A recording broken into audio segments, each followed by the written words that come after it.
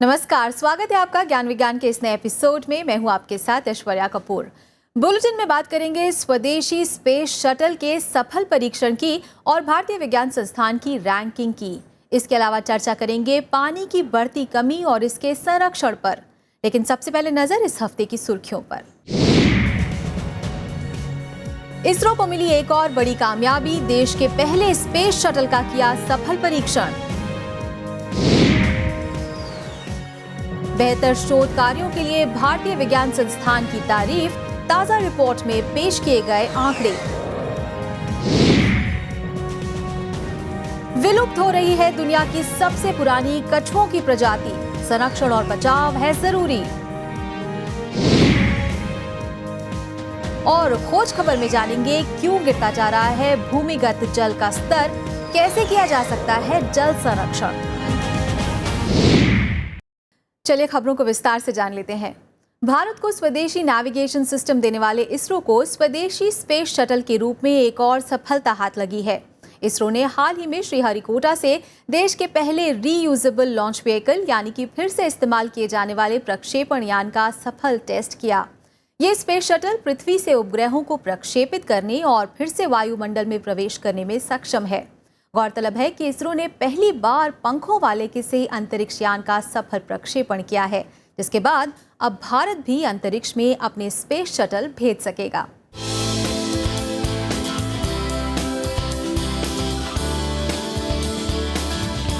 Indian space research organisation यानी इसरो ने एक बार फिर साबित कर दिखाया है कि तकनीकी के मामले में वो कितना आगे है।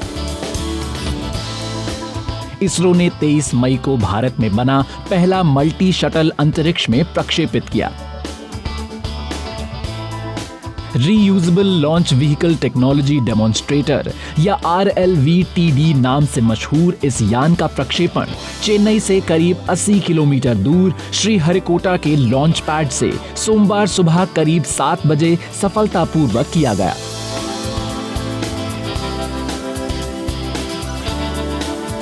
RLVTD को एक विमान की शक्ल में डिजाइन किया गया है। इसके साथ 17 टन बूस्टर वाला HS-9 नाम का 7 मीटर लंबा रॉकेट लगा था, जो 9 टन ठोस प्रोपेलेंट से लैस था। 80% of the cost of the rocket only for materials and manufacturing that cost. Only 15 to 20% the consumables like propellant, the burn ஆகி போகக்கூடிய இதெல்லாம், மீது 80% மெட்டீரியல் காஸ்ட். சப்போஸ் இந்த ராக்கெட்டை 80% ராக்கெட்டை if you are recovering and reusing the rocket, that means 80% of the money you can recover. This is a simple technology. That is, every time we need only 20% cost only required to launch a satellite. प्रक्षेपण के बाद shuttle और rocket ने 91.1 second की यात्रा सफलतापूर्वक साथ तय की, जिसके बाद HS-9 रॉकेट शटल से अलग हो गया। इस महत्वपूर्ण प्रोजेक्ट की प्रोग्रामिंग के मुताबिक HS-9 रॉकेट से अलग होने के बाद RLVTD ने करीब 56 किलोमीटर की यात्रा तय की, जिसके बाद HS-9 बूस्टर अलग हो गया और यान ने करीब 65 किलोमीटर की दूरी तय की।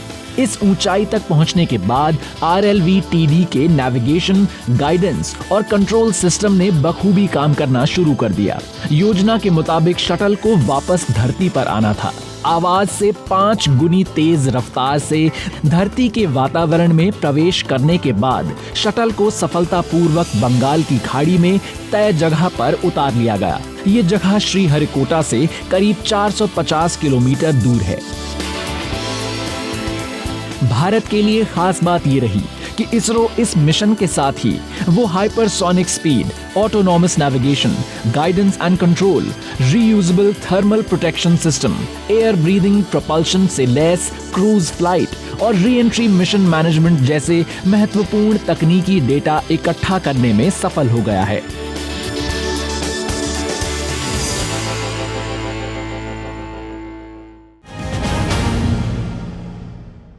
अपने शोध कार्यों और नए आविष्कारों के लिए भारतीय संस्थान पूरी दुनिया में जाने जाते हैं। इनमें से ही एक है बेंगलुरु स्थित भारतीय विज्ञान संस्थान। हाल ही में पेश की गई एक रिपोर्ट के मुताबिक पिछले कई सालों से ये संस्थान बेहतर शोध कार्य कर रहा है। इस रिपोर्ट में भारतीय विज्ञान संस्थान के शोध कार्यों का आंकड़ा पेश किया गया है, जिसमें भारतीय विज्ञान संस्थान भारत के सभी संस्थानों की तुलना में सबसे ऊपर है।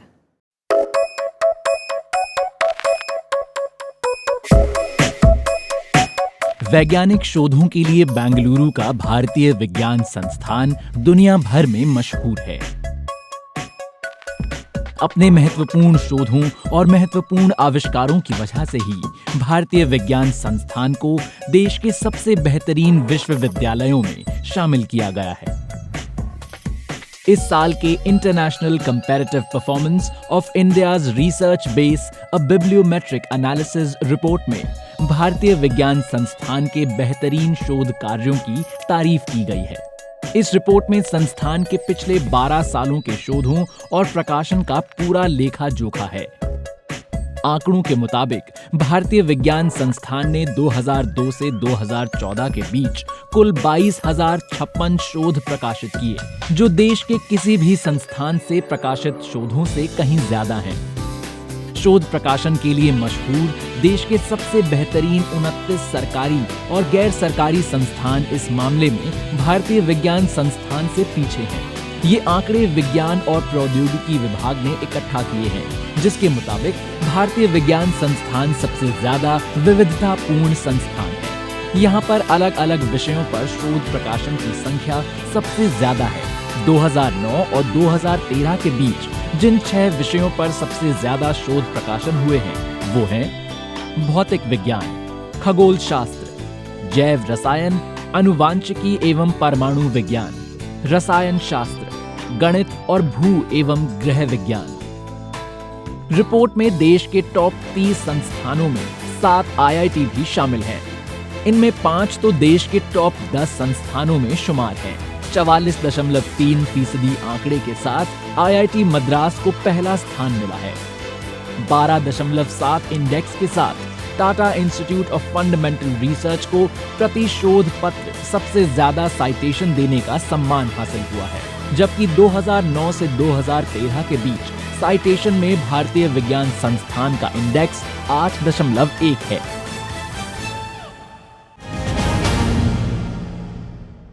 धरती पर सबसे पुरानी और रोचक प्रजाति में से एक है कछुओं की प्रजाति। 150 सालों तक जिंदा रहने वाले कछुए समुद्री पारिस्थितिकी तंत्र का एक अहम हिस्सा है, लेकिन पिछले कुछ सालों में दुनिया भर में कछुओं की संख्या में लगातार गिरावट आई है। अवैध शिकार, प्रदूषण का बढ़ना, ऐसे बहुत से कारण हैं जो कछुओं की प्रजातियों के लिए खतरनाक साबित हो रहे हैं। इसलिए जरूरी है कि कछुओं का संरक्षण किया जाए। चलिए देखते हैं कछुओं से संबंधित ये स्पेशल स्टोरी।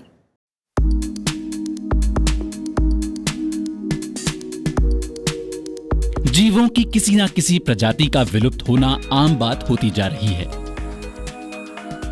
हर रोज धरती के किसी न किसी कोने में सजीवों की कोई न कोई प्रजाति लुप्त हो रही है। जीवों के विलुप्त होने की वजह कई है। मसलन उनके निवास स्थल का तेजी से नष्ट होना, उनके ठौर ठिकानों का टूटना, या विकास के नाम पर उनका विनाश, या फिर मौसम में नकारात्मक बदलाव। गैर इंसानी गतिविधियों का असर जिन जीवों पर सबसे ज्यादा पड़ा है उनमें एक हैं टर्टल। टर्टल धरती के सबसे पुराने सरीसृप जीवों में से एक हैं, जो मीठे और खारे दोनों तरह के पानी में पाए जाते हैं। धरती पर इनका विकास लाखों साल पहले हो चुका था। अक्सर लोग टर्टल और कछुओं के बीच भेद नहीं कर पाते हैं। कछुओं को अंग्रेजी में टॉर्टोइज कहते हैं। दोनों में काफी फर्क है। इंटीग्रेटेड टैक्सोनोमिक इंफॉर्मेशन सिस्टम के मुताबिक दोनों बुनियादी तौर पर टेस्ट्यूडेंस या चेलोनिया परिवार से हैं, लेकिन इनमें से पहला क्रिप्टोडेरा सब ऑर्डर में आता है, जबकि दूसरा प्ल्यूरोडेरा सब ऑर्डर में।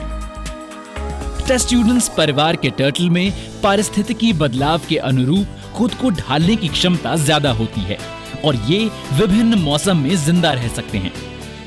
ये जैवीय परिस्थितिकी में खाद्य संतुलन बनाने में मददगार होते हैं और समुद्र के भीतर पनपने वाली घास को आहार बनाकर उनके स्तर को बढ़ने से रोकते हैं। दुर्भाग्य की बात है कि इनमें 25 किस्म के टर्टल विलुप्त होने के कगार पर पहुंच गए हैं। ये रिपोर्ट है tortoise and fresh water group की। इनमें कई टर्टल दूसरे वर्टेब्रा की तुलना में तेजी से विलुप्त हो रही हैं। लुप्त होने का सबसे ज्यादा खतरा एशियाई टर्टल को है। तटीय इलाके तेजी से नष्ट होने की वजह से सबसे ज्यादा खतरा भारत में पाए जाने वाले टर्टल पर है। तेजी से विनाश की ओर बढ़ती टर्टल की इन प्रजातियों को बचाने के लिए 23 मई को विश्व टर्टल दिवस के रूप में मनाया जाता है। इस दिन पारिस्थितिकी का संतुलन बनाए रखने में टर्टल के योगदान के बारे में विस्तार से जानकारी दी जाती है। हाल में टर्टल की संख्या में तेजी से आई कमी की कई वजह हैं। मसलन उनके आवास स्थल का तेजी से विनाश होना और खाद्य के रूप में और दवाओं में इस्तेमाल के लिए उनका गैर कानूनी शिकार करना। जैवीय पारिस्थितिकी के संतुलन को बनाए रखने में टर्टल की अहमियत को समझना और आम लोगों तक इस जानकारी का प्रसार बेहद जरूरी है। इसलिए टर्टल का संरक्षण बेहद जरूरी है ताकि बेहतर पारिस्थितिकी की कल्पना साकार की जा सके।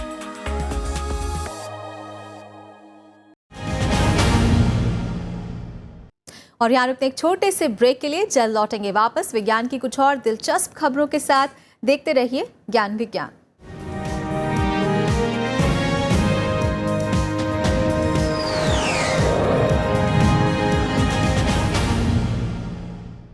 ब्रेक के बाद आप सभी का फिर से स्वागत है। आप देख रहे हैं ज्ञान विज्ञान और देश और दुनिया की वैज्ञानिक हलचलों को जानने के लिए आइए नजर डालते हैं साइंस एक्सप्रेस पर।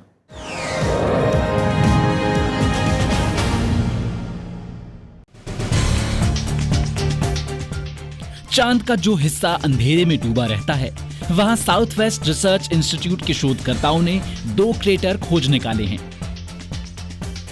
शोधकर्ताओं की टीम ने लाइमन अल्फा मैपिंग प्रोजेक्ट या लैंप नाम की खास तकनीक के इस्तेमाल से इन क्रेटर की खोज की है। चांद के अंधेरे में रहने वाली सतह की जांच के लिए लैंप विधि में लाइमन अल्फा बैंड और तारों से निकलने वाली अल्ट्रावायलेट किरणों का इस्तेमाल किया गया। माना जा रहा है कि ये क्रेटर करीब 16 मिलियन साल पहले बने थे और इनके बनने की शुरुआत 75 मिलियन और 420 मिलियन साल पहले हुई थी। दोनों क्रेटर चांद के दक्षिणी ध्रुव के निकट हैं। यूनिवर्सिटी ऑफ टेक्सास के शोधकर्ताओं ने ऐसी तकनीक इजाद की है जिससे बैटरियों की जिंदगी 5 गुना बढ़ जाती है। इस तकनीकी में डाइमिथाइल फेनेजाइन का इस्तेमाल हुआ है, जिससे बैटरी में वोल्टेज स्थिर रखने की क्षमता बढ़ जाती है। इस तकनीक की मदद से लिथियम पर आधारित एयर बैटरी बनाई गई है, जो बैटरी की रासायनिक प्रक्रियाओं को बढ़ाने के लिए हवा से मिलने वाले ऑक्सीजन का इस्तेमाल करती है। इस रासायनिक प्रक्रिया से बिजली भी पैदा होती है और बैटरी में बिजली पैदा करने की क्षमता भी बढ़ जाती है। जिनीवा में हाल में हुए विश्व स्वास्थ्य संगठन के 69वीं असेंबली में विश्व स्वास्थ्य संगठन की डायरेक्टर जनरल मार्गरेट चैन ने बेहतर स्वास्थ्य सुविधा पर जोर दिया। उन्होंने कहा कि संक्रामक बीमारियां और इंसानी गतिविधियों से पैदा हालात आज की सबसे बड़ी चुनौतियां हैं और इनसे प्राथमिकता से निपटना चाहिए। We are seeing now looks more and more like a dramatic resurgence of the threat from emerging and re-emerging infectious diseases. The world is not prepared to cope. High-level assessments of the Ebola response have consistently called for more resilient health systems as a first line of defense. And this is also the position taken at the G7 summit being held later this week in Japan. चैन ने कहा कि संक्रामक बीमारियों और खासकर बार बार होने वाली संक्रामक बीमारियों से निपटने के लिए सस्ती और बेहतर स्वास्थ्य नीतियों की सख्त जरूरत है। Centre for science and environment ने दावा किया है कि रोजमर्रे की इस्तेमाल होने वाली कई कंपनियों के ब्रेड में खतरनाक कार्सिनोजेनिक पदार्थ पाए गए हैं। हमने 38 सैंपल्स मार्केट से रैंडमली सिलेक्ट किए, उनकी टेस्टिंग की और 84% में हमारा जो टेस्ट था वो पॉजिटिव निकला। जांच के मुताबिक बाजार में बिकने वाले 38 ब्रेड सैंपल में 84% पोटेशियम ब्रोमेट और पोटेशियम आयोडेट पाए गए हैं। रिपोर्ट के मुताबिक इन रसायनों का प्रयोग आटे के संस्करण में और ब्रेड को कोमल बनाए रखने के लिए किया जाता है। पोटेशियम ब्रोमेट कार्सिनोजेनिक होता है, जबकि पोटेशियम आयोडेट से थायराइड की समस्या पैदा हो सकती है। जल ही जीवन है, लेकिन आज हमारे जीवन की ये महत्वपूर्ण कड़ी धीरे धीरे कम होती जा रही है। पानी की कमी के कारण आज भारत समेत पूरी दुनिया में सूखे और अकाल की स्थिति पैदा हो गई है और इसकी वजह है भूमिगत जल का कम होना। वैज्ञानिकों का मानना है कि अगर इस पे काबू नहीं किया गया तो भविष्य में इसके और भी बुरे परिणाम देखने को मिलेंगे। पुराने समय पे पानी की ऐसी समस्या देखने को नहीं मिलती थी, लेकिन आज पानी की कमी का संकट पूरी दुनिया पर बना हुआ है। अपने सेगमेंट खोज खबर में हम चर्चा करेंगे इसी विषय पर और जानेंगे क्यों जरूरी है जल संरक्षण।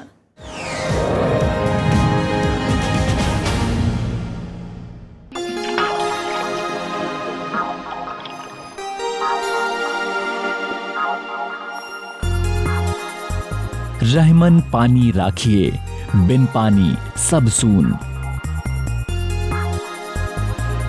सदियों पहले रचे गए इस दोहे को सुना तो हम सब ने है, लेकिन शायद इसे समझना जरूरी नहीं समझा। यही वजह है कि तेजी से हो रहे पानी के दोहन के कारण भूमिगत जल का स्तर तेजी से नीचे गिरता जा रहा है। आज पूरी दुनिया अकाल, सूखा और पानी की किल्लत से जूझ रही है। भारत में गर्मी की शुरुआत में ही महाराष्ट्र और आंध्र प्रदेश समेत 13 राज्यों में सूखे की स्थिति बन गई है, जहां कृषि के साथ साथ पेयजल के लिए भी पानी की भारी किल्लत बनी हुई है। विशेषज्ञ इस सूखे की मार की मुख्य वजह मॉनसून में परिवर्तन और भूजल के स्तर का गिरना बता रहे हैं। उनका मानना है कि अगर इस पर जल्द ही काबू नहीं किया गया तो भारत में साल दर साल कृषि योग्य भूमि कम होती जाएगी। जहाँ पर ये अत्यधिक जो दोहन होता है भूमिगत जल का, तो वहाँ पर क्या होता है, कोन ऑफ डिप्रेशन बन जाती है। जब कोन ऑफ डिप्रेशन बन जाती है तो वहाँ के लिए जो भूमिगत जल है वो सदा के लिए उस जगह को छोड़ चुका होता है, क्योंकि उसके ऊपर के जो स्तर होते हैं वो जब जगह खाली होता है तो कोई भी जगह खाली नहीं रहता है, कोई ना कोई उसको भरता है। तो वो ऊपर के जो पत्थर है वो खिसक के नीचे आ जाते हैं। अब वो जगह परमानेंटली एक तरह से आप समझ लीजिए कि भूमिगत जल उस जगह को छोड़ चुका होता है। तो ये समस्या जो साउथ एशियन कंट्री में खास करके भारतवर्ष और इसके आसपास के जो पड़ोसी देश हैं वहाँ बहुत ज़्यादा है। पृथ्वी की सतह पर लगभग 71% जल पाया जाता है, जिसका 97.5% जल खारा है, जबकि केवल 2.5% जल स्वच्छ है। स्वच्छ जल की इस छोटी मात्रा का भी 70% जल अंटार्कटिका में बर्फ, ग्रीनलैंड मिट्टी में नमी या फिर भूमिगत जल के रूप में पाया जाता है। संक्षेप में दुनिया का केवल 1% स्वच्छ जल ही मनुष्य के काम आता है। लेकिन क्या वजह है जो आज पूरी दुनिया में पानी की कमी बढ़ती जा रही है? क्या वजह है जो आज बूंद बूंद पानी के लिए लोग तरस रहे हैं?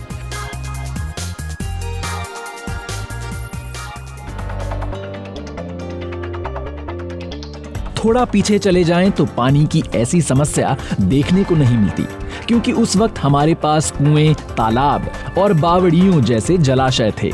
इन जलाशयों में साल भर पानी जमा रहता था, जो धीरे धीरे रिसकर धरती के अंदर तक पहुंचता था और भूमिगत जल के स्तर को बनाए रखता था। दूसरी ओर पानी के लिए लोग कुएं से उतना ही पानी निकालते थे जितने की जरूरत होती थी। लेकिन आज सभी प्राचीन जल स्रोतों को बंद कर दिया गया है। उनकी जगह अब ट्यूबवेल, नलकूप, हैंडपंप ने ले ली है। पहले क्या होता था कि एक जो लो एरिया होता था किसी शहर का या गांव का, वहाँ जो बारिश का पानी इकट्ठा होता था वो तालाब बन जाते थे और वहाँ लोग अपना उस पानी को इस्तेमाल करते थे नहाने के लिए, या उसको ले जा करके कई बार पीने के काम में भी लाते थे। मछली पालन होता, मत्स्य पालन होता था, कई काम होता था। लेकिन अब क्या होता है कि आप कहीं भी आपको शहर के इर्द गिर्द तालाब नहीं मिलेंगे, उसको पाट के उसके ऊपर मल्टी स्टोरीड मकान बन गए। पानी के इन आधुनिक स्रोतों से पानी मिलने की आसानी तो बहुत हो गई, लेकिन पानी की बर्बादी भी खूब होने लगी। पहले समय में सड़क और गलियां भले ही कच्ची थीं, लेकिन उनके माध्यम से पानी धरती के अंदर तक पहुंच जाता था। लेकिन आज पक्की सड़कों पर बारिश का पानी यूं ही बह जाता है और धरती के अंदर तक भी नहीं पहुंच पाता। भारत एक कृषि प्रधान देश है, जहां की फसलें किसी भी चीज का इंतजार कर सकती हैं, लेकिन पानी का नहीं। भारत की कृषि 70% तक भूमिगत जल और मॉनसून पर निर्भर करती है, लेकिन आज भी फसलों की सिंचाई के दौरान खेतों में ट्यूबवेल चलाकर छोड़ दिए जाते हैं, जिसमें हजारों लीटर पानी बर्बाद होता है। सामान्य जीवन में भी नहाने, कपड़ा धोने और खाना बनाने जैसे कामों में पानी का अपव्यय कोई नई बात नहीं है। देखा जाए तो आज धरती की कोख से पानी लगातार खींचा जा रहा है, लेकिन इसे दोबारा धरती के अंदर तक पहुंचाने के उपाय लगभग गायब ही होते जा रहे हैं। आज अगर हम पानी की वजह से परेशान हैं, तो इसकी वजह भी हम खुद ही हैं, क्योंकि पानी का दोहन तो तेजी से हो रहा है, लेकिन इसके संरक्षण को नजरअंदाज किया जा रहा है। जल संरक्षण आज समय की मांग है, क्योंकि बूंद बूंद से सागर बनता है, लेकिन अगर बूंद ही ना हो तो सागर का कोई अस्तित्व नहीं होता। इसलिए जरूरी है कि अपने कल को सुरक्षित करने के लिए आज पानी को बचाया जाए, क्योंकि जल है तो कल है।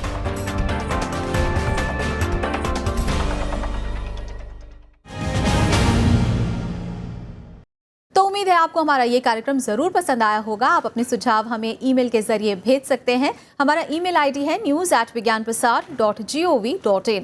आप अपनी राय हमें डाक के जरिए भी भेज सकते हैं। हमारा पता है विज्ञान प्रसार C24 कुतुब इंस्टीट्यूशनल एरिया, नई दिल्ली 110016। तो आज के लिए बस इतना ही। विज्ञान और तकनीक की ताज़ा हलचलों के साथ अगले हफ्ते एक बार फिर होंगे हाजिर, इसी वक्त इसी चैनल पर। देखते रहिए राज्यसभा टीवी। नमस्कार।